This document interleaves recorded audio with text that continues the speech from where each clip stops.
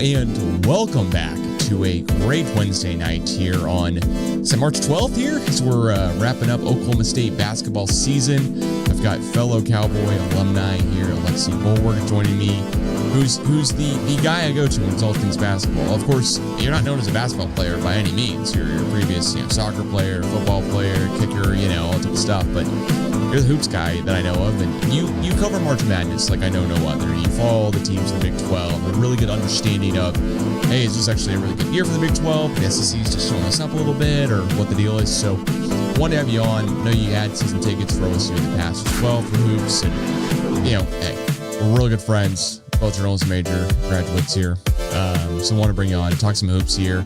Kind of do like an end of season awards deal as well here. So, how's it going?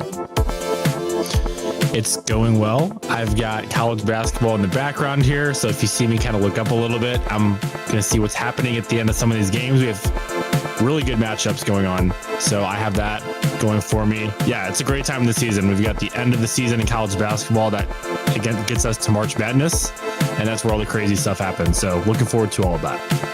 All right, well, yeah. Well, before I continue on further, I want to give a quick shout out here and a PSA that the Remember the 10 run is April 19th. That is the Remember the 10 run date. It is 19 years going, and this is the 19th year. So if you're not signed up to run, get on that real quick here. All the links will be in the description here. Go to rememberthe10run.com, I believe, or just Google it, and it pops up. It's the first link, and it is a run that I'm a huge passionate supporter of and have been involved in for so many years now, for 19 years plus. So anyways, with all that being said, you can guess why I'm part of it if you didn't know and listen to the podcast for a minute or two, but I do want to talk about hoops. So the Oklahoma State basketball team finished, and in case anyone missed it, it was an 11:30 Central game, and if you did miss it, I don't blame you. Weekday, Tuesday, 72 hours after we play Cincinnati, we play them again, and of course, we can't beat them back-to-back games. We got some issues early on, right? I mean, 24 turnovers. It's kind of a season high for us. Not kind of, it really is.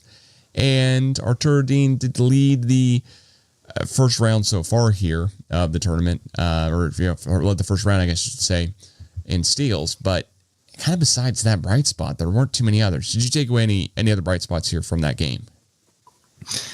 Not really. I thought it was going to be tough to beat Cincinnati twice in two meetings, like back to back. It was somewhat of a unique situation. You get that Cincinnati team last game of the regular season. You're at home. That's where Oklahoma State played so well. And then you go to Kansas City and you play them, 3 or 4 days later. And yeah, I just think that was a little bit of a disadvantage. Cincinnati kind of got to know our game plan, and they game planned really well for us. That was a good defensive team. Cincinnati all year long was really good defensively. They just struggled offensively. So I think they had a nice way to go for that game. Unfortunately, I think it was the story of OSU. We just could not win away from home. We were a totally different team outside of Gallagher Arena, which is crazy to say because it wasn't like we had a huge crowd every game at these Big 12 home games. So weird to see that, but some teams just are comfortable at home, and that's what Oklahoma State was, and away from home it was different. So not much.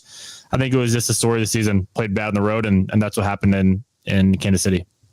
Yeah, as all of these new basketball arenas are built and we talk about Oklahoma State attendance, I always want to bring in the fact that we're the 41st largest college basketball stadium, and we're splitting hairs here on a lot of it. Like it's not like a lot of colleges are separating themselves where there's 40 other ones and they're all 15 plus and they keep going.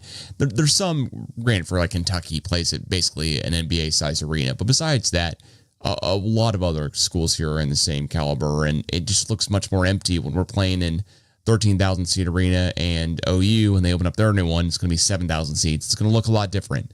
And right now, I think Lloyd Noble is like 9, maybe 10K seat capacity, and I'm always comparing us to the in-state team, even though we don't play them anymore, besides we're on a neutral site, as we did earlier this year and lost, oddly enough. But yeah, to your point here, it just is weird. Looking at the Kent Palm rankings, everything would say, hey, our home court advantage, we have a 19th ranked home court advantage in D1. So it just is bizarre how many different times it's like, oh, wait, we beat K-State. Oh, at home. We beat Colorado. Oh, at home. We beat Utah at home. We lost every single Big 12 road game. As I'm sure everyone's heard now, and it's just been thumped into their brains. Even UCF, And so it's just like, man, if we could have just won one of those away games, would be talked about the season a little bit differently. And to be honest, I don't think so. When I look at the schedule and look all up and down and see all the results, a lot of the wins here at home are by 10 or 8 or whatever. But the losses on the road, man, they're really, really tough. I mean, UCF by 13, we should beat UCF. Like they had a guy who scored 34 points who averages 10 points a game on the year. I mean, just stuff like that. He went 7 of 12 from 3. Just odd stuff here that happened throughout this whole season. But Texas Tech, 93 to 55. I know Tech's really good, but you're telling me they're so good they can put up 93 and we only score 55? Who's your pick here to win the Big 12? Should I be feeling that bad? Is it kind of Tech? I mean, the conference tournament's going on, depending on when you listen to this. You're probably listening to this on Thursday when I put it out. Yeah. But who's your pick to at least be in the championship game? Who are the top 2 teams you're like, don't sweat that loss. These are the top 2 teams. Well, in these conference tournaments, anything can happen, but I do believe Texas Tech and Houston are the top 2 dogs of this Big 12 this year. And Houston, I mean, they had a 4-game lead over Tech for first place. So you saw Houston just run through the Big 12, 19-1 in conference play. Credit to them. They've been phenomenal since making the move over to the Big 12. But yeah, I think they will have a clear advantage. I mean, they're going to get tomorrow. They're playing Colorado. Colorado just upset West Virginia. So they're going to get an even bigger advantage, kind of getting that softer first round game for them, and should have a pretty easy spot into the semis. So yeah, I think it's going to come down to Houston and Tech. I think that'd be the matchup that a lot of people probably want to see. And I would say it would be really close. I don't think either team, I don't think Houston would be favored by a big number in that game. I think we would get somewhat closer to a 2 or 3 point favorite to Houston. I think that'd be a lot of fun for a championship. So that's my pick. I think Houston and Texas Tech face off. I'd have a slight lean to Houston. I just think they're really, really good this year. The defense is incredible. That's a veteran team who knows what they're doing. Yeah. So maybe don't feel too bad about losing to Houston badly. Don't feel too bad about losing to Texas Tech badly. But that K-State loss away, we beat K-State at home 79-66. Granted, 13-point win's a 13-point win. Head held high. First Big 12 win of the season. Also head held high after losing to Houston and West Virginia. But then we play K-State basically 2 weeks later, and we lose to them. I mean, it just so badly, 85-57. What happened here to this team? Why do we lose games on the road by such a huge point differential? When, granted, to go back to it, okay, we lose to TCU by 1, at home, an away game. That was just a weird loss. Should have won that one, but then we lose to Texas Tech 93-55 later on that week. It's just mind-numbing how bad that can be, right? I mean, Utah beat the brakes off of us, and then we beat them at home. It's so weird, right? It is weird. Sometimes you see teams who go on the road and they just lose a lot of close games. They kind of fall apart at the end of a game. But that was not Oklahoma State. Oklahoma State was just a bad team on the road. You're saying it all perfect. They got blown out in 15-point games. They lost by 20 at sometimes. There was just a lot of games where they didn't even really show up and they weren't competitive. I think the only 2 games I can think of where they were competitive and they actually should have won against TCU. I was watching that one. They lost basically at the buzzer against TCU. And the other one was against Baylor. They're very competitive in that game against Baylor. And those were the only 2 games that I can remember off the top of my head where they actually showed up and were in those games for the most part. Outside of that, they were not competitive in any of them. So I don't know what it was. I don't know what the reason behind it is. It is weird, though, to see the margin that we were losing by in those games. Yeah, the one thing that tells the tale for me here is really just our turnover percentage. I mean, our worst turnover percentage we had here that we still won a game is against Tarleton State. And we won by 5, but we turned the ball over 25% of the time that we had it. It's just bizarre. Efficiency field goal percentage here as we're raking it down. It's insane how bad that looks. The best efficiency field goal percentage we had was against St. Thomas, where we won by 9. But then we're losing to BYU, Tech, they lost only by 10. Then Tech again, they lost by almost 40. OU, it's still bad field goal percentage.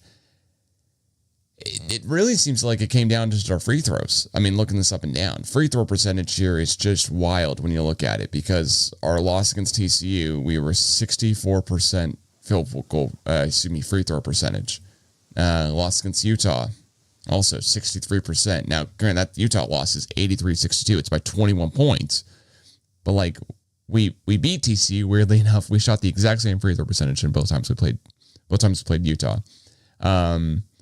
But yeah, we were so bad shooting the three, and that's where I want to transition and talk about next year and kind of season winners and stuff like that, because Connor Dow was the one bright spot of the Cincinnati game. Abu Usman apparently said something to the rep. He talked back to him. Fran Fraschilla, who's a longtime NCAA guy, if you don't know, he was like, yeah, that's going to get you tossed.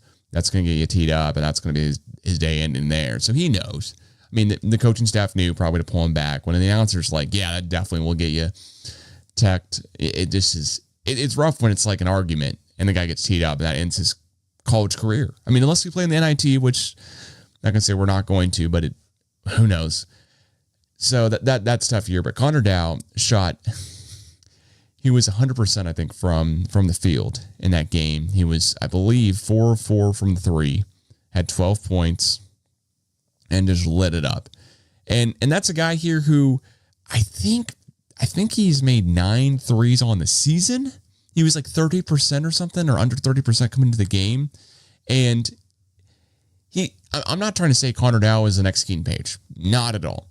But he is taller than Keaton Page, and he's definitely taller than Thomas Dezagua. And maybe he learns a little bit of physicality and toughness where he can stay on the court a little bit on the defensive end of it. And all of a sudden we've got a sophomore guy from where's he from? He's from Broken Arrow. He's going to be a junior next year. He's 6'6". He's a guy where Lindy Waters-esque could be a deal here by the time he graduates. Now I think he needs all 4 years and a lot more than just eight made threes on a season. But there's room to grow. Looking at the bright spots here. You know what? I was a little surprised that he did not play as much this season. If you look at the game logs, I have it pulled up right here. I mean, he got a couple minutes a game. His previous games, his last 5, he was getting about 4 minutes a game. Nothing crazy there. It looks about mid-season, he was getting just above 10 minutes a game or so. But I thought he would have got a little bit more playing time just because, I don't know, I didn't feel like we didn't have a super deep bench. It wasn't like we were, using 8-9 guys at a time every single game. So I'm a little surprised to see Connor Dow didn't get as much. And maybe you kind of answered that, the physicality on defense and not being able to be that kind of player on the other side of the ball. But I think that was, if you want to look for a bright spot in that game against Cincinnati, it was certainly him coming into the game, hitting, I think it was 4 straight threes and ending that on a positive. So yeah, hopefully he can kind of build off of that and he can be that spot shooter we need for next year. Yeah. In the postseason here in game 32 for Oklahoma State, he plays only 13 minutes. And I'll tell you what, it seemed like he played a lot more because he was the leading scorer with 12 points. He was 4 of 5 from 3. So I was wrong about that, but he only took 5 shots period and all were threes. I think I'm reading that right here. So it's just, tough luck when you're 80% from 3 here, but you end up in the season on 38.7% from 3 on the season here, when really his field goals that he made is pretty easy to count. He made 8 threes on the season coming into the game, and he attempted 31 threes on the season, made 12, and he made 4 just in the last game. So it is just like hey man, you either got to keep shooting or you got to get more time on the court, because he starts game 2, then doesn't see the court in game 3, in game 9 through 14. So he's really just not playing that many minutes. And when he is, it's like, either a blowout or it's a really high scoring game, like that UCF game at home, 104-95. I cannot believe we gosh, cannot believe we beat him, 104.95, but he was 1 of 6 from three, or from the field, excuse me, and just wasn't great overall. So I'm trying to look at the bright spots here, and as I do that, I do want to ask you, besides excluding maybe Connor Dow, who was the another bright spot here on the season for you? Who's kind of your, I would say, rookie of the year, guy who impressed you the most, even if he's not coming back? Yeah. Well, I really liked Arturo Dean. I thought he was really nice, and he seemed like he kind of picked it up more toward the end of the season. Maybe it was a little bit of a slower start for him in the program, but yeah, I thought he was a positive to end the year. I enjoyed watching him, and it looks like he's a junior. Yeah, he's a junior. So if Steve Lutz and he wants to come back, then there's obviously going to be a spot for him. Before this previous season, he averaged 13 points in 23-24. So I'd like him to get up there and average about that many points. But there were some really nice bright spots. He had 14 points against Iowa State back on February 22nd, 12 against UCF in that game. So I think looking at his numbers here, kind of can do a little bit of everything. Not going to get the most rebounds, but he gets a couple of those a game, a couple assists, and then of course trying to put up points, and about 28.9% from the 3-point line. So yeah, I think that's one of my brighter spots was Arturo Dean, and I'd love to see him return next season. I know there's probably not going to be a lot because we did have a lot of upperclassmen, seniors. We are losing Bryce, and I think there's Asome is also going to be out. So I think Dean returning would be nice. I enjoyed watching him this season in 2025. Yeah, and Dean had 4 or more steals in 7 games this year, which is pretty incredible. He has 7 steals in the last game against Cincinnati, but also against Iowa State, which Iowa State might be a pick to win the whole tourney, a whole March Madness here at the end of it. So that definitely a 2 or 3 seed at the worst, I would think. So that's pretty darn good when you're able to do that. And we did have that bright spot where we knock off top 10 team at home for the first time since 2022. And I think that's the first time we've beaten a team, even on the road, since 2022. So there is that bright spot as well. The other guy I'd say here that caught my eye that I was like, you know what, if he could just get more time on the court, and that's Robert Jennings II, transfer from Tech. He's a junior. Also, of course, I want to pick a guy who's coming back to put a little more stock into and everything. But he's a highly scouted guy, highly touted guy. He's a former 4-star. Listen, he's not a world beater. The most amount of minutes he played in a game was 29 minutes against at Seton Hall, and he didn't put up the most amount of points in that game, but he scored 16 in a game against Florida Atlantic. Game by game stats. Listen, he is a weird dude if it comes to NBA ball because he's 6'7", can't shoot that well, can't do much.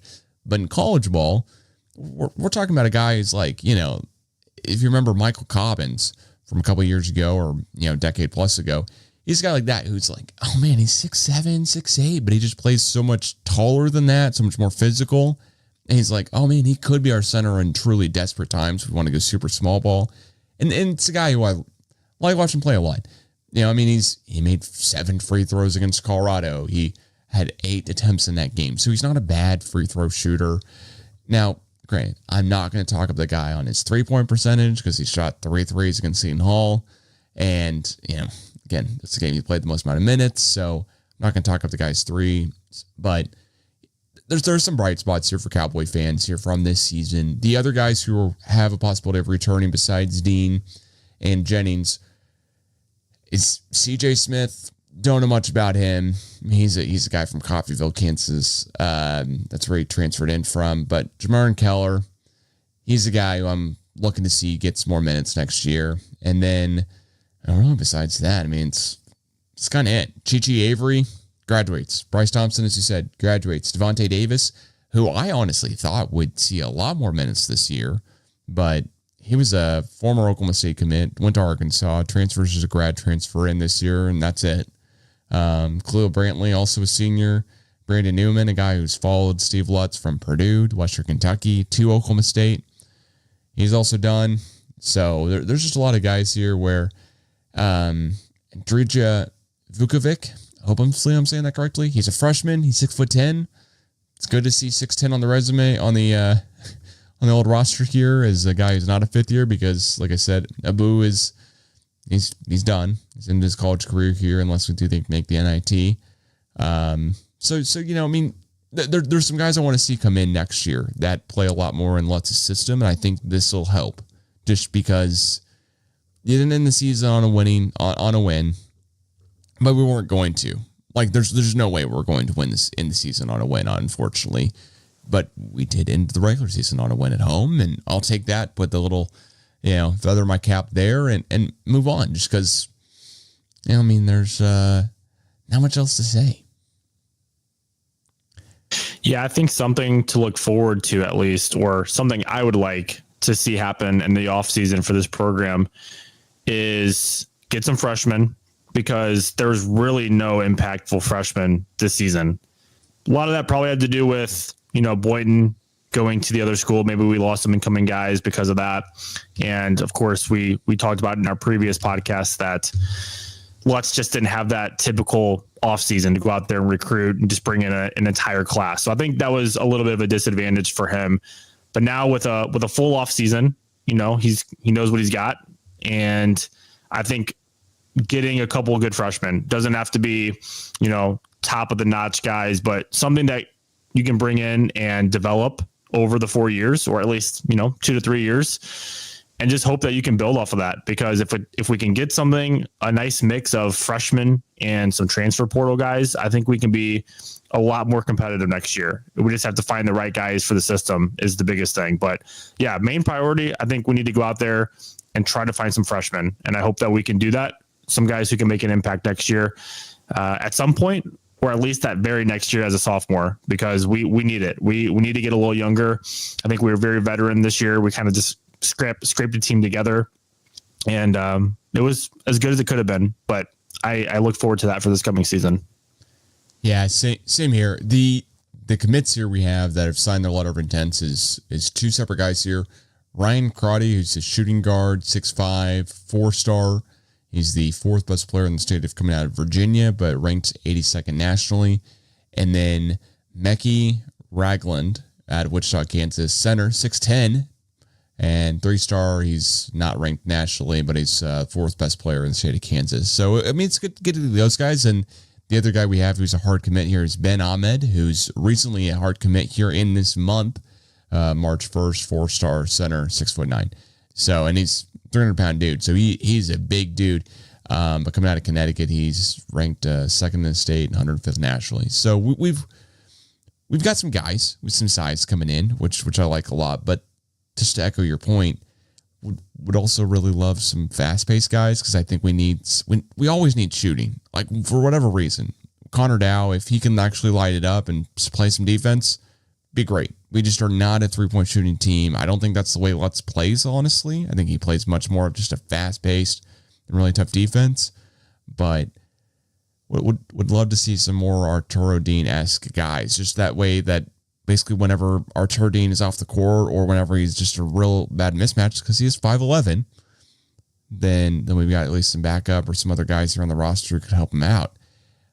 Who was your season? Oh man, what happened to that dude? Like, he just absolutely went away. Never heard anything about him, and you thought maybe coming into the season he'd be doing something. Yeah, I think the guy I would point to there is it's kind of between Keller. He was a sophomore this year, so maybe that played a role, him not just being fully ready for the role that he needed to play. But I was a little surprised about him. And also, I think it's Brandon Newman. Yeah, Brandon Newman, who came over with Steve Lutz. I thought he would have been better. He had played at Purdue before. He played 3 years under. I think that's where he was assistant, Steve Lutz. So he might have went with him over to Western Kentucky. But at Western Kentucky, he played in 34 games, 25 minutes a game. That was a tournament team as well. And he averaged about 10 points a game. I would have thought he took a little bit of a bigger step. And I just never really saw him do anything good on the court. I was a little disappointed in him. and his style this year. He got minutes. I mean, just looking at the game logs here, it looks like he got 23 minutes yesterday in the Big 12 championship game, had about 5 points and 7 rebounds. It's probably looks like what he had the most about his rebounds. He was somewhat of a good rebounder. But outside of that, I thought he'd be more of an impactful player. Thought he would have been, one of those top 2 or 3 guys in your lineup that you can truly rely on to put up big minutes and give you the points and all around game player. So yeah, I'm a little disappointed in him. That's probably my answer to your question of who I was like, where'd this guy go? Where's he at? What's he doing? Yeah. Brandon Newman for me. Yeah. He played every single game. He started 0 games, which I'll get to my guy here in a second, who also started 0 games, but he hit 6.7 points a game and he averaged 19 points a game as well. So 6.7 points. I'm like, dude, what? I'm not expecting a lot of college guys just to light it up. Not expecting a college guy to have 20 points from the field. That just seems insane, incredible, especially when some of these games end in 50-point game totals. I'm not expecting you to have 2/3 of the points. But 6.7 is just not doing anything here. And the biggest disappointment to me was Chi or Marcellus Avery. Again, also played in 32 games, so every single game. He, of all the guys to play any games, he had the third most minutes played in a game, but he started 0 games and he had 11.4 points a game, which isn't that bad, but really it just is. He's a transfer over from UCF. It's a 5th year. He's 6'8" and he can shoot the ball. I mean, he's 34% from the field, but he's putting up 5 attempts a game. Like, he's putting up way more than anyone else on the team is. No one else on the team's even putting up 4 points a game. 4 3-pointers a game, excuse me. And his field goal percentage was 43% from the field. So he doesn't lead the team in field goal percentage, but that's amongst qualified guys who are actually, playing more than a couple of games here. He's not too far down the list either. I had really high hopes for him. Talking with a UCF friend who's I do a bunch of the Big 12 podcast with, so kind of weekly here and there. He'd gone to UCF the year before, kind of been a head case, had not played a ton of games, minutes wise, but he played 31 games for them, and then comes over to OSU and plays 5 more minutes a game, and just didn't take over a game. Like, being 6'8" and being able to shoot as well as he can, where some games he's putting up just really some threes that I'm like, whoa, that went in. That's crazy. Really being a true mismatch on the perimeter there, but not being able to figure out a way to start a game, either because he just wasn't up to Lutz's standards on defense, or he wasn't doing what Lutz wanted to do on defense. I mean, probably a combination of both. But that's a guy here where I'm like, man, we missed the mark here with this guy, because how do you have the 3rd most amount of points averaged on the team, but you don't start a game? Like, especially a team here that finished under 500, lost some games very, very closely that they could have, if they had won. I'm not saying they would have made the tournament, but at least would have had a winning record and would have finished the Big 12 just doing better overall. I mean, this is like, when it's all on the line. So last year, I'm always like, man, this is the year to go out on a limb and really just go for it. And for whatever reason, he just was not a guy who stuck with Lutz. And I don't know. The other guy here I could talk about is Bryce Thompson, but I'm not really going to, just because he put up 12.2 points a game on average. He was spotty here and there, but he started every single game, played every single game, had the most amount of minutes played on average of any guy on the team. And like, his 3-point percentage, 34%. But he's attempting 7 shots a game, or excuse me, he's attempting on average almost like 10 shots a game. So he's the guy going out there trying to look to score at least. And so am I going to kill him a bunch? Probably not. Whereas Chi Avery, I'm like, man, you got to be putting up some more shots, dude. Like, you're putting up 8 shots a game, Bryce putting up 10, and you're the dude who's the big size mismatch, where I guess we're just feeding Bryce a bunch. It just is tough. We as a team, we were at 32% from the field from 3, and 37%, 48% from 2. So it's just, it's real tough overall. It's a real tough deal. I don't know what Lutz is looking for necessarily in the next kind of class, except for a bunch of guys who are just athletes, right? I mean, maybe that's it. I'm hoping. Fingers crossed. Yeah. I think the athletes, of course. I think guys who can just lock down on defense and create transition points, because that's the style that Steve Lutz has, is to grind down, have good defense, force turnovers, and score in transition. And that's what we need to do, is find those type of players who can play that for 40 minutes, because that's Steve Lutz's style. You need to fit exactly the style that your coach has. So yeah, I'm hoping that he can find some guys who just love to run, love to get out in front and, get to the rim. Yeah, we're going to need some shooters. That's just the way basketball has changed. You got so many guys. Just look at the SEC. All these teams have such great 3-point shooting teams for the most part. And if you want to be good, you got to have some shooters. So you kind of need a mix of both. You need some shooters, but you need some athletes who can go out there, lock down on defense, get points in transition. Yeah, well, and to kind of end out talking about Oklahoma State just basketball here, we have the 5th ranked recruiting class per 247 Sports, and in the Big 12 coming in next year. So we're ahead of Kansas even now by a hair or two, and ahead of Cincinnati also by a hair or two. But hey, 5th in the Big 12 recruiting class wise. We're also just a hair below West Virginia, and Houston's actually got the number 1 class, even though BYU is the number 1 recruit. So however you want to look at it here, that's how it is. But there'll be so many different things that happen here with transfer portal and all that good type of stuff too. So I don't want to get too in the weeds of it, but we could be okay coming in. There's really no one in the portal so far here that's even able to transfer. In basketball, there's like 4 guys total, and who knows? So there's guys transferring to Gonzaga, K-State, Iowa, and SMU. So it's just a mix of whatever, and we'll see what happens.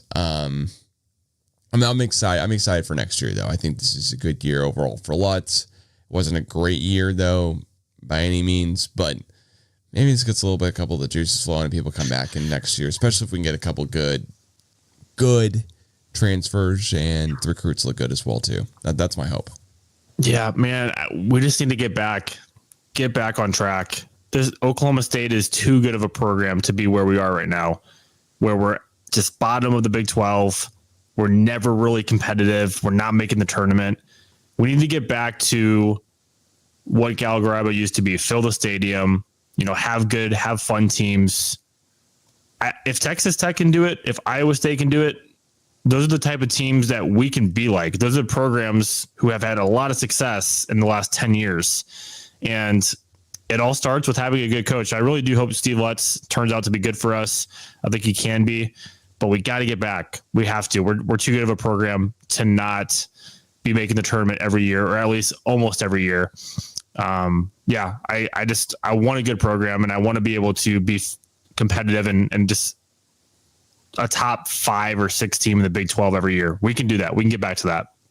So not to bring up any politics here, but to ask you a twist on it here. Whenever everyone says "Make America Great Again," it's like, oh, when was it great? Well, I want to ask you here: get Oklahoma State back to when they were great. How long ago was that? Are you going back to the Eddie Sutton days where we went to the tournament? Granted, it did not win the whole thing, but we went to the tournament every single year from 1997 to 2005. So are you going back to 05? You going back, or are we going to? Sean Sutton did not take us to the tournament either of his 2 years. Travis Ford took us to the tournament in 5 out of his 8 years, I believe, with the team. Yeah, 5 of 8. So is that kind of what you're thinking here? A little bit of the Ford years, because that's 5 out of 8. That's and the last time Ford took us was in 2015, but we haven't been to the tournament since 2021. And of course, I'm saying the year we made it's not the year that it was 2020, 2021, that season. So I don't know. What are you going off of here? Is like when we were great. Yeah. Obviously the Eddie Sutton years would be awesome. That'd be great. But I feel like even before I got to Oklahoma State and really knew much about them, I watched sports growing up. I always watch college basketball. And I remember, what year was it? I was in middle school, I feel like, and it was the year of Keaton Page. So Keaton Page was just hitting shots from basically half court. The guy was an incredible shooter. But I just remember, I have a good memory about these kind of things, that I don't know how good Oklahoma State was that year, but that place was rocking. So it had to be early 2000s, I would say, early to mid 2000s. And that whatever years it was with Keaton Page, but heck, I don't even know if they were that good. It seemed like they were somewhat of a good program at that point. And man, I just remember how crazy the atmosphere was and how filled Galgariba was. I'm like, wow, this is awesome. Like, this is what college basketball is. It's a crowd like this. The students are there. They're all excited. Guys are making shots and the fans just cheer every single time. You can hear it on the TV. You can hear that environment. That's what I want to get back to. And we've missed it these last, 5-6+ years. It just hasn't been the same. So I'd love, of course, to get back to the Eddie Sutton years. I think it's going to take a little bit to get there for the consistency and such. But if we just can get back on track and slowly but surely start getting fans back on track and knowing that, hey, we're going to be a good program. We're going to be competitive again. And we're going to be one of the top dogs in the Big 12 because, like I said, we are too good of a program overall to not be there every year. Yeah, I think you're talking about the 08-09 year. That's Keaton Page's freshman year. And yes, that might be. We in the NCAA tournament, we were the number 8 seed. We won the first round against number 9 Tennessee, and then lost against number 1 Pittsburgh there. Which I believe that Pittsburgh team, oddly enough, let me see here. That Pittsburgh team had 3 different NBA guys. Most notable guys here that I'd say is DeJuan Blair or Brad Wanamaker, because of course that's just a great fun name. But that's the team Oklahoma State had. James Anderson and Terrell Harris, 2 guys who had the NBA logo next to their name. So they were not too bad overall. But then the next year, we also made the tournament. Excuse me, I might get just completely wrong here.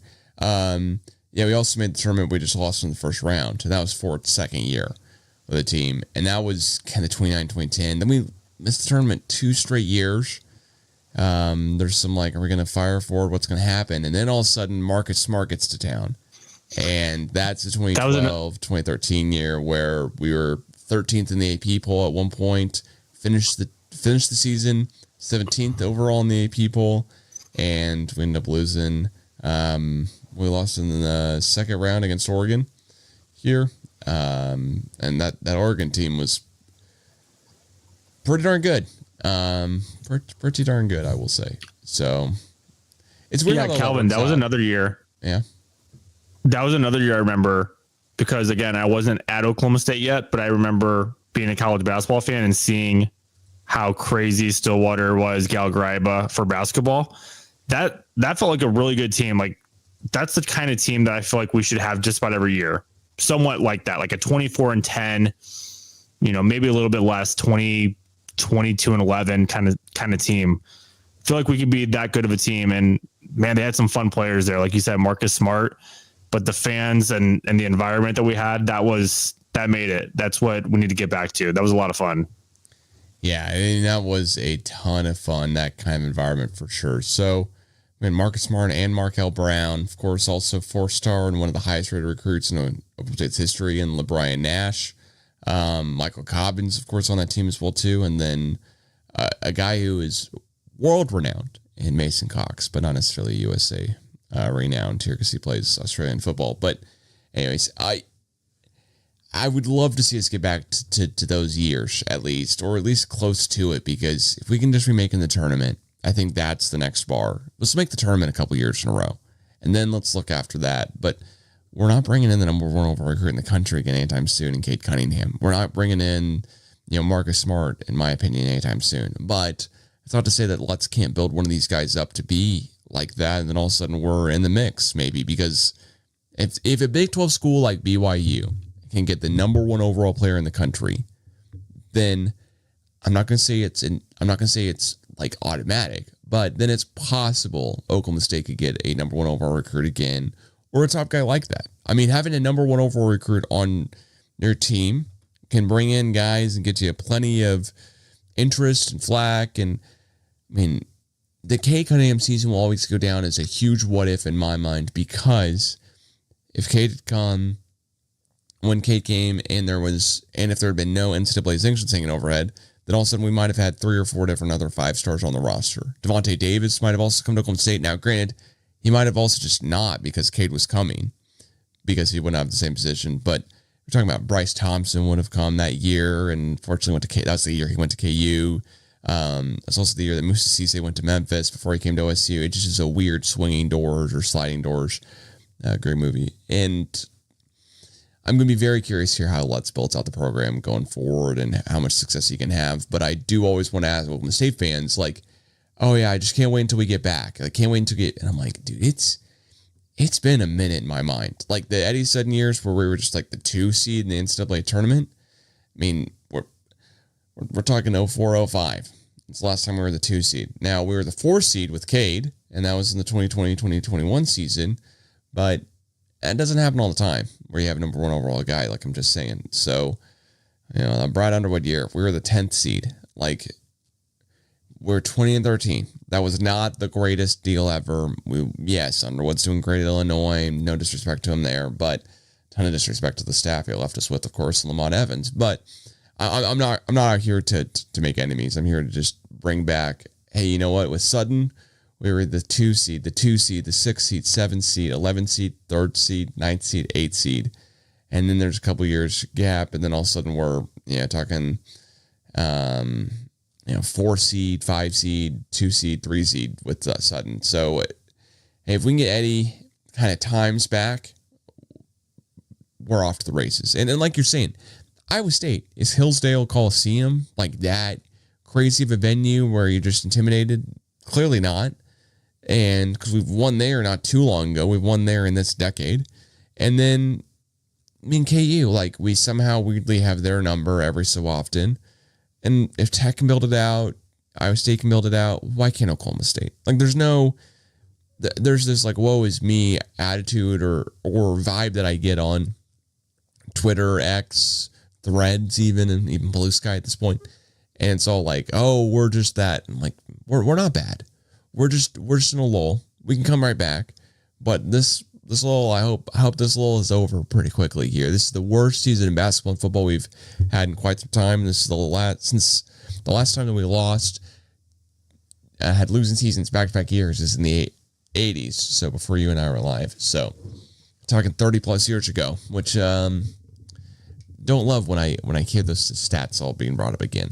I guess I'll say it that way. All right. Well, let's get to some of your March Madness picks here. Give everyone some kind of teams that you're scouting out here as it comes down to championship weekend here for the conference tournaments. Who's the one team in the Big 12 that you feel the best about in the tournament? Is it Houston? Is that just the easiest and obvious answer? Yeah, I think it's an easy answer to say Houston. They just dominated the Big 12. Like I said at the beginning, 19-1. That doesn't just happen out of luck. That happens because you're a damn good team. So Houston's legit. I would love to see them do better this year. I was a little bit disappointed in how they ended last year. I believe they lost in the Sweet 16 to Duke, if I'm not mistaken. I don't have it off the top of my head here. But yes, Houston is a pick that I like to go deep. I've also talked very highly of Texas Tech. I think that's a really good team. They have 3 top 15 scorers. They get guys who can average in the 15s. They're really, really good, well coached. Texas Tech and Houston would be my 2 favorites out of the Big 12. I guess you can never really sleep on Iowa State, although I got a little worried about them toward the end of the season. They had a nice win today against Cincinnati, but I'd like to see how they do against BYU, which leads me to my next team is BYU. BYU finished the season really strong in the Big 12. They ended up finishing 14-6. They won 8 straight games, and they're rolling into the Big 12 tournament. That'll be a lot of fun. So I know we're recording the night before. I'm not sure when you're going to post it, but they play March 13th. It's the Thursday, first game of the day tomorrow against Iowa State. I'm excited to see how that one plays out. But BYU just beat Iowa State on the road in names 88-85. So we'll see if Iowa State gets revenge or not. But yes, BYU, another team to look out for in the NCAA tournament. Really fun team, well coached. They're good. Yeah, BYU, weirdly good. like weirdly good. I would say is that possible? Just because I didn't see him coming into the season, just lighting it out, and they have a brand new head coach. Their head coach left for Kentucky. I just didn't see them overall just being like, oh yeah, I'm going to pick BYU to win some games this year, and then like you said, beat Iowa State in double overtime at Iowa State. How weird could it be? Where Iowa State, of course, then they don't have the double bye anymore. They have to play, and granted they had the first bye, but they didn't have the second. Definitely. I mean, I was a little skeptical of how they were going to do in the Big 12, and in general, I did not. I was like, BYU transitioning to the Big 12. I don't know, maybe just like a mid team, but the first 2 years, I think they made the tournament last year. Again, I'm trying to think of it off the top of my head. I believe they made it and were good enough. But this year, even more impressive to finish third in the Big 12. Yeah, I've been really impressed with their performance in this conference since they come over to us. And yeah, you said another great point. They lost their coach last year. He went over to Kentucky, Pope. And so now you've got the new guy from Arizona. I say Arizona, the Phoenix Suns. He was an assistant for the Phoenix Suns. Yeah. And so, yeah, I don't know. This looks like a good program. BYU, again, another example for Oklahoma State. If BYU can be doing this, why can't we? Why can't we get to this point and be as good as BYU? I don't know why. But yes, that's another point for that. Yeah, they play Kevin Young. This is the coach Kevin there. Young. And then weirdly, I will say, the Ken Palm predictor as I'm losing by 4 tomorrow at 11:30 a.m. Central Time. So the podcast will probably be, honestly, you'll probably be listening to this podcast live, or it'll already be fully done here as the game's going. I'll try to post this at noon tomorrow. But yeah, it's there's some possible weird scenarios here that play out, but man, I wouldn't want to be Iowa State. I'll say it that way, because that's a freaky loss. When you lose, when you lose to BYU and it's only by, it's in double overtime and it's all these weird things. I honestly don't know how you get up for this game that much overall going forward. It just can be a weird loss. It'd be a weird loss for Iowa State to come back from this quickly. But then again, Cincinnati didn't have any problem with that against Oklahoma State, so who knows? Maybe they know the little game plan. Iowa State's a really good team. They're really well coached. They win a lot of games. And this is kind of, I wouldn't say Kansas City's super close to Iowa. Like, definitely KU has the best home court advantage once the Big 12 tournament's in Kansas City. But Iowa State's right there as having that kind of a bunch of fans just really close by, or living in Kansas City or close to the area and can easily make the drive. It's like Oklahoma State fans, like, it's 5 hours. But can you imagine a Houston fan going, yeah, I'm going to just make my way up to Kansas City? That's where maybe a revolving Big 12 tournament. Maybe some years we see it in Houston, Dallas, Oklahoma City. We'd be fans of that, of course. I know. Go Pokes. But yeah, maybe Kansas City, Oklahoma City. I just don't want to see it go to Vegas. There's just no way. Like, why go west of the most Western teams in the conference? Yeah, no. Let's not do that. But I'm okay with Phoenix or something. But I don't know. Phoenix is still a good 14-hour drive from Oklahoma City. So let's just calm down a little bit on moving it too far west. But it doesn't have to be in Kansas City every single year. It doesn't have to be. It's always going to be weird to me that the Big 12 tournament is in the one state, because it's in Missouri, the one state that does not have a Big 12 team. Like, unless Mizzou wants to rejoin the Big 12. I mean, I'd be all for it. It was fun beating them in football when they were in the Big 12.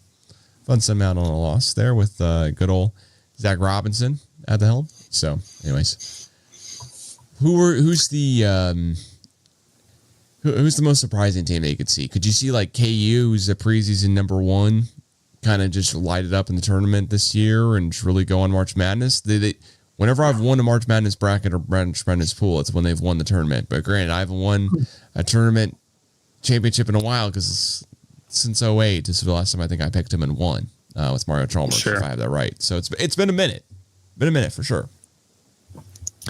I can't get behind this Kansas team. They just squeaked out a win against UCF, and this is essentially a home game for them at home in Kansas City, and they just won in overtime to UCF. So yeah, I don't know, man. I I just don't think this Kansas team is good. I think they're going to have trouble in the first round. I don't know who they're going to play. We won't know until Sunday, but I think they're going to get tested in the first round. And I would not be shocked if they lost in the first round of the NCAA tournament. So no, I'm going to be down on Kansas. I don't think I'm going to have them going past the second round. I'll see what their first round matchup is. And if I like it enough, I might take them to advance. But outside of that, I don't think I can get them past the second round and into the Sweet 16. I just think this is a team who kind of lost it during the season.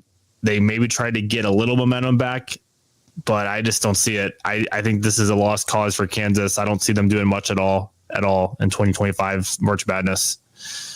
Well, they do have matchup. Of course, when you're listening to this, it depends. But they do have matchup against Arizona, who was the last team they beat in the regular season. And like you said, should be home court advantage here. It's against Arizona at 8:30 Central on March 13th, Thursday, March 13th. So the one thing I do know about Arizona is I know they're the Wildcats, but I also know that they also preseason year were supposedly really good, and then they lose like just a weird amount of games early. Now they did have a tough schedule coming in. They played Wisconsin, Duke, played OU and West Virginia and UCLA. But then they just rattled off a bunch of wins in a row. Granted, they didn't have the toughest opponents in the Big 12, but they took care of business, and then they lose to Tech, and then they take care of business again here before losing some down the stretch. Do you think Arizona could make some noise in the dance a little bit? I don't know. That's another team I'm a little worried about. I've watched them. They're not a good 3-point shooting team. That's where they lack. I know they have Caleb Love. He's really hit or miss. He's either going to go off for 30 or he's just going to have a really poor shooting game. And I think it really comes down to that, is what kind of Caleb Love will show up in the tournament. I feel like Arizona is just a team who in previous tournaments lets their fans down, and a lot of people who are high on them, like they've been a 2 seed 2-3 years ago, I think it was, they were a 2 seed and they lost to Princeton in the first round. So yeah, Arizona, I know they've had a lot of success in the tournament. I just feel like when they have those really good teams, they don't go over the top and get to where they need to. And that's, in my opinion, the Final Four, or at least in the finals. I don't think they're going to do much either. I think that's another team who could be out in the first or second round.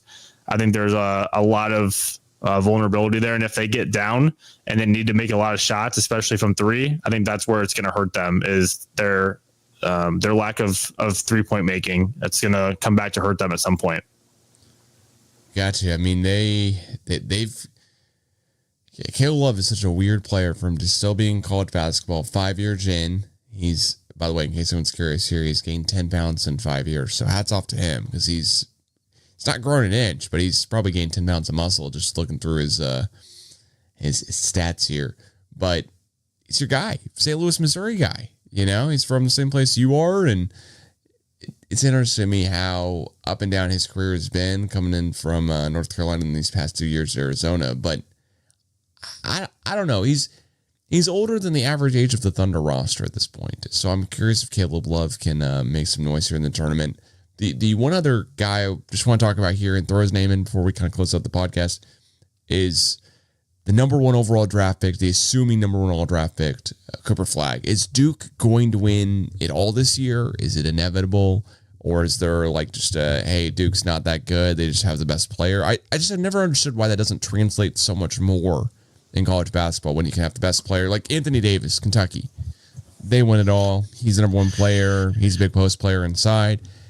Cooper Flagg seems to be getting the same type of hype, similar type of hype maybe to Anthony Davis, but of course we saw Zion have similar hype and not pan out in the NBA so far, but also he just couldn't do it all for Duke either.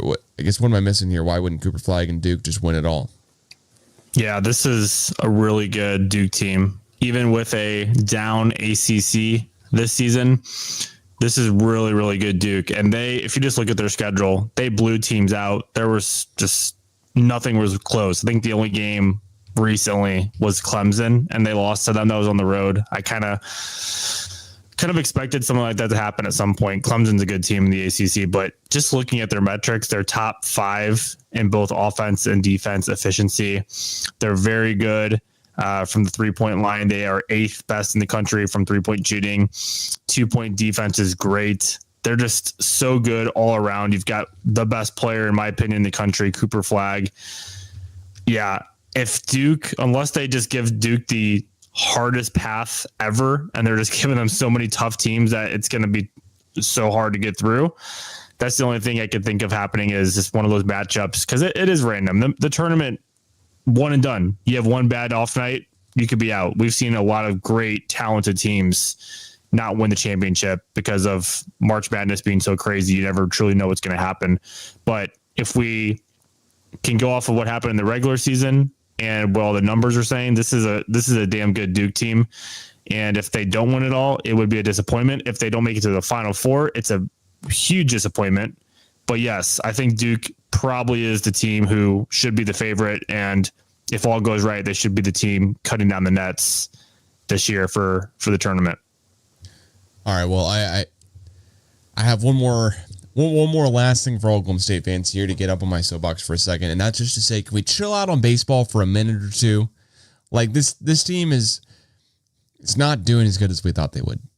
But I am so annoyed and tired with the whole woe is me, we're the worst kind of just mood in here. And like, I get it. Like, preseason, number 1 in the Big 12. Are we doing that good so far? Nope.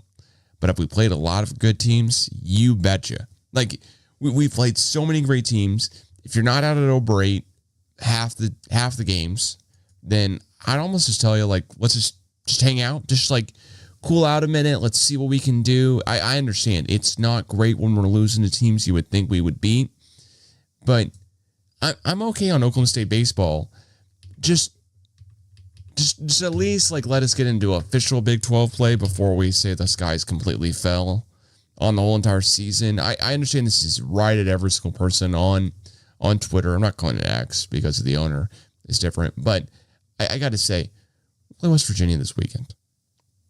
Let's at least, like, play West Virginia and then see where we're at. Because it's not fantastic, but I'm also not going to go, we're the worst ever, because we're 9-7. And our losses are to Clemson, Texas. Granted, Texas State, not great. But, like, Tennessee, that we lost to them too. Winthrop, okay, we lost 1-1. Illinois State, lost 1. Dallas Baptist, lost, but in 11 innings. I'm not going to give it an exception for every single loss. I'm not trying to be that, but it's a long baseball season. We still got North Dakota State. We still play Utah coming up on the schedule here for 3 games in a row, where I'm like, wait, Utah has a baseball team? Didn't know. And then, we go to Wichita State. We bring them actually home and play KU, which I don't know if you've seen KU's baseball team. Apparently, they hit 5 back-to-back home runs against Minnesota at the Minnesota Vikings football stadium, which is wild to me. How is this not leading Sports Center? But then again, Sports Center is much different than it used to be. So, fair. I'll get off my soapbox here a little bit on that. But it's a long season. Let's chill out a little bit on baseball, because the last game of the season here is May 17th. So, it's March. Like, let's have a little fun as Oklahoma State fans and just focus maybe on the softball team a little bit more for a little bit and let baseball just vibe out. That's all I'd say. Like, did I pick us to win the entire season this year? I pick us to win the College World Series this year? No. Do I hope we make the College World Series? You betcha. Do I think we can? Yep, still in the cards.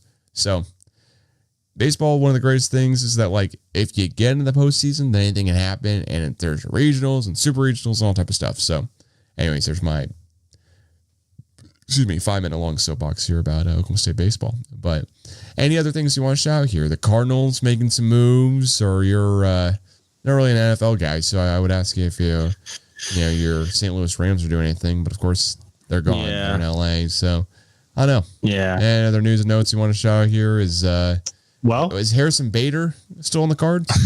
He's not. I believe he signed with the Twins. So he'll be on the Twins this year. But I was watching in the background here. I will say this, since we are in Oklahoma and our rival Oklahoma just knocked off Georgia. So I would say that pretty much is going to solidify OU into the tournament. I don't think they miss it anymore. I think they ended the season with wins against Missouri and on the road against Texas, and now in the SEC SEC tournament. And now they are 3 straight wins and projected to be in the tournament, according to a lot of bracketologists. So yeah, if you want to hear any news about that, I know that might be a little bit sour for you being an OSU fan, but well, yes, you're an OSU fan too. It can be sour for both of us. It's not just sour for me. I mean, I'm wearing orange and black. There's orange and black background. Yes. There's orange and black landscape whole thing. I bought an Oklahoma City Thunder hat that's orange and black here. That's on purpose. Yeah, the Oklahoma State hoodie. Promise. There's an Oklahoma State shirt on underneath the hoodie. That's graded for OSU Global, so I'm not just supporting only athletics. Like, yeah, I'm all OSU'd out, Alexi. Yeah, I have a red and yellow lights here shining on my face, so I look more orange. Yeah, there's an orange tinted hued light here over in the background, and I have 2 moms. But what else are we going to do?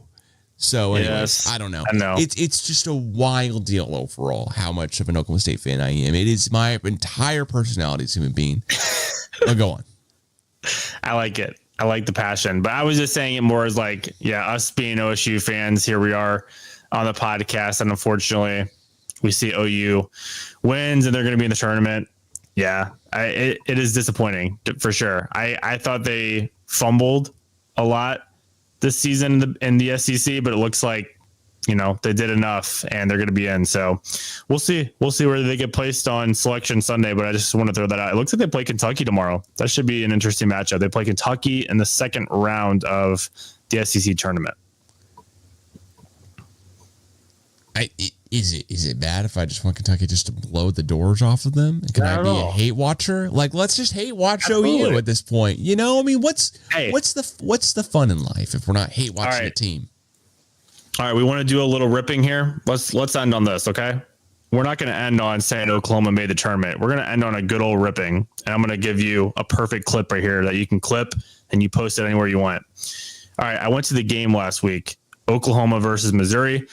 As I've said before, Missouri is like my second team. So I was like, you know what? They're going to be in Norman. You're from St. Louis. You grew up a Missouri fan more or less before you knew the greatness of Oklahoma State. Yeah, go ahead. Yeah, you're fine. Exactly. We've taken the beating. I know what it's like taking the beating from Oklahoma. Being a Missouri fan, it's happened a lot.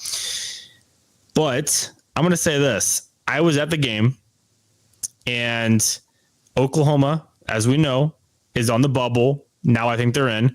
But at the time they were on the bubble, it was their last regular season game of the year. They've been good all year. They haven't been great, but they've been good. Obviously a lot better than Oklahoma State, way more competitive. And the stadium was empty. There was nobody there. There were seats all over the place. You could have basically sat wherever you wanted to. And look, I know Oklahoma football runs the school. You're going to get the sellouts for football. Oklahoma's not a basketball school, blah, blah, blah, blah, blah. But if you're such a great sports program, why are you not filling up your stadium? Why are you not filling up your stadium for one, the last regular season regular season game of the year, and 2, when your team is actually good and has a chance to make the tournament, and you're playing a top 15 team in the country, you're telling me you couldn't make it? And don't pull the traffic crap on me, because I drove from UConn and had no problem with traffic. Okay, maybe a little blip here and there, but nothing crazy. Oh, the traffic on 40 or whatever, 35 is terrible at that time of day. No, no excuse. That place should have been way more crowded than what it was. That was pathetic. There was nobody there. And so that's what I just want to say. That was embarrassing to see from a opposing fan. I would like to also say stormandandnorman.com has February 20th. Basketball attendance is an Oklahoma problem, and not just the Sooners. And it's like, okay, fair. But you know what I didn't think coming into the season? That Oklahoma State would just win it all or make a lot of noise. This is an OU team you could get behind, be really excited about. Are the Thunder doing good? Sure, yeah. Did the Thunder play the same day as OU basketball played that day? No, they did not. I've heard every single excuse in the book of, oh, well, you know what? We're big basketball fans after football season ends. Last I checked, the NFL season ended in February. Like, this is March. You can go to basketball games now. They're allowed to. And that's for any Oklahoma State fan, too. Like, I'm just, the screenshots and, hey, it's tough getting up there on a Wednesday at 8 or Monday at 8 or, even Wednesday at 6 or whatever. Like, you know what? Yeah, tough for everyone. But you know what's not happening? Stillwater's not moving closer to Oklahoma City. Norman's not moving closer to Oklahoma City. If you're a fan, you're a fan. If you're not a fan, then like leave it be. Like if you're an Oklahoma State football fan and you're not an Oklahoma State basketball fan, cool. I'm all for you being a huge Oklahoma State football fan, but just miss me with the whole, oh, can't believe no one goes to Oklahoma State basketball games anymore. You know why? Because you're on Twitter saying, I can't believe no one goes to basketball games anymore. And you're showing everyone like, man, people got to get over there. What more do you want them to do? How many more free shirts and pizza and whatever do you want the students to show up for? Like the students, if they're finding other stuff to do, then that's on you to show up to games. You're a former season ticket holder who was driving to almost every single game from UConn, and people are expecting you to be the guy. I work in Stillwater 4 days a week. I can't go to every single game either. Like everyone can make exceptions, but when it's a Saturday and we're playing Cincinnati at home, I'm going. And you know what? The attendance wasn't fantastic, but it wasn't horrible for a team that ended under 500 and was under 500 going into that game. Like it's senior day. Like let's show up, show out, support Oklahoma State athletics. But this OU team is making the tournament and you're telling me the attendance was bad? Give me a break, OU fans. Like I just, same thing I would say for ORU fans, or Tulsa fans, or whatever, too, percentage-wise for attendance. If it's the same percentage-wise. I'm not trying to get at total numbers here. Just going percentage-wise. So the same would be said for Baylor fans or Texas Tech fans or whatever. If you're not filling it up, like Fog Allen looks awesome when it's a full capacity. But I've seen it when it was COVID and it was not full capacity. Never had to wear a mask. And it's not the same. So get out there, support your team, support your school. And if you don't want to support them, then don't openly to say how bad it is to every single person in the entire world if you're not going. If you're there, talk about it. If you're not there, miss me with it every single day of the week. So, and let me get this straight really quick. If this was my team, if my team was Oklahoma State, we were the same situation as Oklahoma this season, I would say the same thing about Oklahoma State fans. I'd be like, why are we not going out and showing up for our team? It's ridiculous. Like if your team is good, go support them. Like I was just shocked. I was really surprised. And heck, I don't even like Oklahoma as a team. Obviously it's my rival, but they're actually somewhat fun to watch this year. I think Jeremiah Fears is a great player. He's a projected first round pick in the NBA draft this coming season, averaging over 16 points a game. I think they had him in the latest mock draft at about 11, but yeah, man, Oklahoma, they're not a bad team. They've got some good wins on their schedule, and just to see not any support for them in that game, I was really surprised. So just wanted to end on that one because I actually witnessed it firsthand in person. And for any Oklahoma State fan who didn't go to the home games, we're 11-3 at home on the season. Like that doesn't happen every single year. We only won 15 games. So let's I don't know. Get out to some more games. That's all I'd say. We won one neutral game. We lost, 3 neutral games. And, we beat Green Bay to start the season. We beat Doug Gottlieb talking all this crap before the season started and just whatever he wanted to say about Oklahoma State athletics. Whenever, I don't know what all these KenPom numbers mean, but I see 334 next to Green Bay. So I'm guessing that's pretty bad in comparison because, Green Bay and Doug Gottlieb, there's a lot of red when I click on their entire page, and they won 4 games this entire season. And look, we won that game. Like that would have been a great game. I wish I had gone. Wish it worked out with my schedule. But maybe I'm the one telling myself to stop talking. I don't know. At this point, it is what it is. So, Alexi, thanks so much for joining here on the latest episode of the CGA Tour podcast. If you're not already, we are on TikTok. We're on Blue Sky. We are on Threads. We are on X, Twitter. We are on Instagram. We are on every single streaming platform you can think of. CastBox, Speaker, and of course, your mainstays, Spotify, YouTube, and iTunes. So, Alexi, where can everyone find you?